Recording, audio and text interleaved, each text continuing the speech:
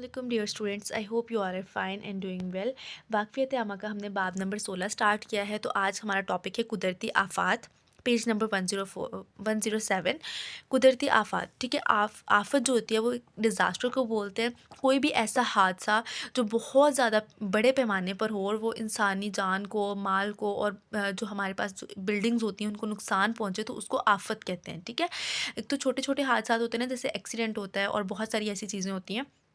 लेकिन जो बहुत बड़े पैमाने पर हो, जिसमें बहुत ज़्यादा लोगों का नुकसान हो, उसको आफ़त कहते हैं, ठीक है।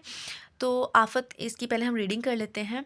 बाज़ औक़ात दुनिया में कोई ऐसा हादसा रूनुमा होता है, रूनुमा का मतलब है कि पेश आ जाता है, कोई वाक़या हो जाता है जिससे बहुत बड़े पैमाने पर इंसानी जानें, इमारतें और वसाइल तबाह हो जाते हैं। वसाइल का मतलब है कोई भी चीज़, हमारी माल है, ठीक है। हमारे घरों में बहुत सारी चीज़ें होती हैं, मटीरियल्स होता है, तो वो वसाइल होते हैं, ठीक है। वो अगर इतने बड़े पैमाने पर ये चीज़ें तबाह हो जाएँ तो इस हादसे को आफ़त कहते हैं। आफ़त इंसानी सरगर्मियों का मतलब है एक्टिविटीज़, इंसान की एक्टिविटीज़, कोई भी ऐसी एक्टिविटी, ठीक है, लापरवाही और गलती की वजह से रूनुमा हो सकती है, ठीक है। कोई हम लोगों से कोई भी ऐसी गलती हो जाए या लापरवाही हो जाए, उसकी वजह से भी आफ़त आ सकती है। फॉर एग्ज़ाम्पल, अगर हम लोग अपना गैस स्टोव जो है वो ऑन करके रखते हैं और वो बहुत टाइम के लिए अगर ऑन हो जाता है तो वहाँ पे गैस जमा हो जाती है, जिसकी वजह से डिज़ास्टर हो सकता है, वहाँ पे बहुत बड़े पैमाने पे आग लग सकती है, ठीक है। तो इंसानी लापरवाही की वजह से और गलती की वजह से भी रोनुमा हो जाती है।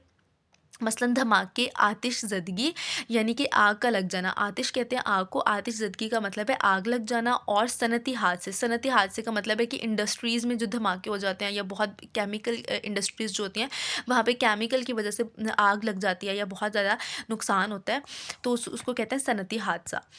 आफ़त कुदरती तौर पर भी हो सकती है, ठीक है। कुदरती तौर का मतलब है कि अल्लाह ताला की तरफ से भी आफ़त हो सकती है, जिसमें इंसान का कोई अमल दखल नहीं होता। जैसे ज़लज़ला होता है, बहुत सारी ऐसी चीज़ें होती हैं जिसमें इंसान का कोई पार्ट नहीं होता, वो अल्लाह ताला की तरफ से भी आ सकती है। यहाँ पे ये लिखा हुआ है कि जिसमें इंसान का कोई अमल दखल नहीं होता, मसलन ज़लज़ला, सैलाब, सुनामी, आतिशफ़िशा, तोदे गिरना और समंदरी तूफ़ान वगैरह। ज़लज़ले का आप लोगों को पता है कि जब ज़मीन बहुत ज़ोर-ज़ोर से हिलती है तो उसको ज़लज़ला कहते हैं। सैलाब का मतलब है कि जब बारिशें बहुत ज़्यादा आती हैं और दरियाओं के बंध टूट जाते हैं और वो पानी जो है वो शहरों में, गाँव में आ जाता है, पूरे-पूरे घर तबाह हो जाते हैं, पूरे-पूरे शहर और गाँव उसमें बह जाते हैं, वो सैलाब होता है, ठीक है। सुनामी जो समंदरों में जो है वो तूफ़ान आता है, उसको सुनामी बोलते हैं। आतिशफ़िशा का मतलब है कि आग लगना, ठीक है, बहुत ज़्यादा। उसके बाद तोदे गिरना, जैसे बर्फ़ के बड़े-बड़े होते हैं, वो बड़े-बड़े होते हैं बर्फ़ के, वो ज़लज़ले की वजह से या ज़मीन के हिलने की वजह से, ज़मीन के सरकने की वजह से वो पहाड़ों के ऊपर से गिरते हैं, और समुद्री तूफ़ान वगैरह, ठीक है।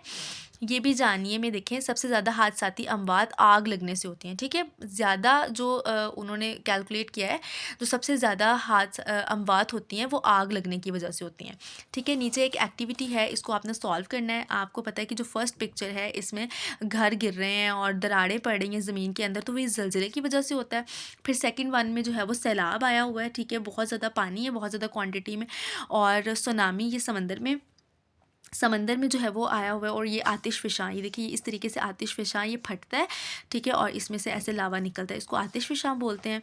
और यहाँ पे जो है वो तोदे गिर रहे हैं, ठीक है। तोदे गिरना में मैंने आपको बताया बड़े-बड़े बर्फ़ के जो है वो पहाड़ टाइप होते हैं, वो नीचे ज़मीन पर गिरते हैं। और ये समुद्री तूफ़ान, समंदर में तूफ़ान आया हुआ है, ठीक है। ये एक्टिविटी आपने बुक के ऊपर सॉल्व करनी है, और कुदरती आफ़ात से रिलेटेड 2 क्वेश्चंस हैं, वो आपने नोटबुक के ऊपर लिखने भी हैं और याद भी करने हैं। Thank you for watching.